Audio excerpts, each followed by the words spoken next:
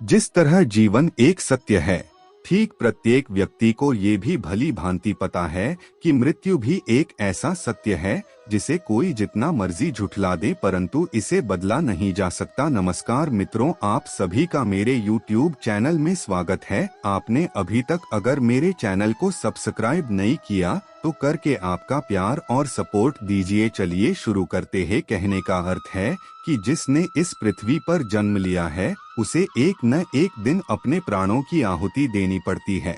इस बारे में हम में से बहुत से लोगों ने कई बार अपने बड़े बुजुर्गों से कहते सुना होगा कि मृत्यु के बाद मनुष्य शरीर की आत्मा 13 दिनों तक अपने घर में रहती है।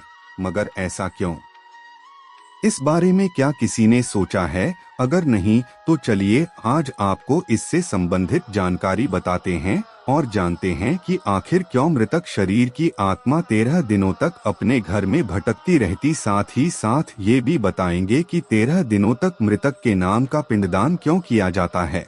बता दें कि गरुड़ पुराण में इस बारे में विस्तार से बताया गया है। गरुड़ पुराण में बताया गया है कि जब किसी व्यक्ति की मृत्यु होती है तो यमराज के यमदूत उसे अपने साथ यमलोक ले जाते हैं। यहाँ उसके अच्छे और बुरे कर्मों का हिसाब होता है और फिर 24 घंटे के अंदर यमदूत उस प्राणी की आत्मा को वापस घर छोड़ जाते हैं। यमदूत के द्वारा आत्मा को वापस छोड़ जाने के बाद मृतक की आत्मा अपने परिजनों के बीच भटकती रहती है और अपने परिजनों को पुकारती रहती है, लेकिन उसकी आवाज को कोई नहीं सुन पाता। यह देखकर मृत व्यक्ति की आत्मा बेचैन हो जाती है और जोर जोर से चिल्लाने लगती है। इसके बाद आत्मा अपने शरीर के अंदर प्रवेश करने की कोशिश करती है, लेकिन यमदूत के पास बंदिश होने के कारण वह मृत शरीर में प्रवेश नहीं कर पाती। इसके अलावा गरुड़ पुराण की माने तो जब यमदूत आत्मा को उसके परिजनों के पास छोड़ जाती है तो उस समय उस आत्मा में इतना बल नहीं होता कि वो यमलोक की यात्रा तय कर पाए। गरुड़ पुराण के अनुसार किसी भी मनुष्य के मृत्यु के बाद जो 10 दिनों तक किया जाता है उससे मृतक आत्मा के विभिन्न अंगों की रचना होती है और जो 11वें और 12वें दिन पिंडदान किया जाता है उससे मृतक आत्मा रूपी शरीर का मांस और त्वचा का निर्माण होता है और जब 13वें दिन 13वीं की जाती है तो उस दिन मृतक के नाम का पिंडदान किया जाता है। उसी से ही वो यमलोक तक की यात्रा तय करते हैं।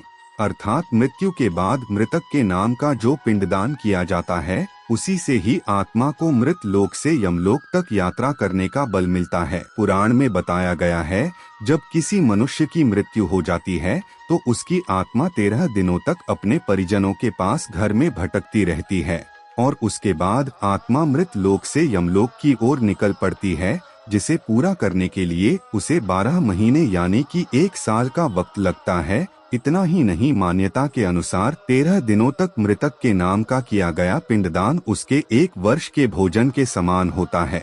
इसके अलावा बता दें, अक्सर लोगों के मन में ये सवाल भी जरूर आता है कि अगर किसी मृत व्यक्ति के नाम का पिंडदान नहीं किया गया तो क्या होता है। तो दोस्तों आपको बता दें कि इसका भी वर्णन गरुड़ पुराण में किया गया है। जी हाँ, जिस मृतक व्यक्ति का पिंडदान नहीं किया जाता यमदूत उसे 13वें दिन जबरदस्ती घसीटे हुए यमलोक की ओर ले जाते हैं और मृतक व्यक्ति की आत्मा को इस दौरान काफी कष्ट उठाना पड़ता है। इसलिए हिंदू धर्म में मनुष्य की मृत्यु के बाद 13 दिनों तक पिंडदान करना आवश्यक माना गया है।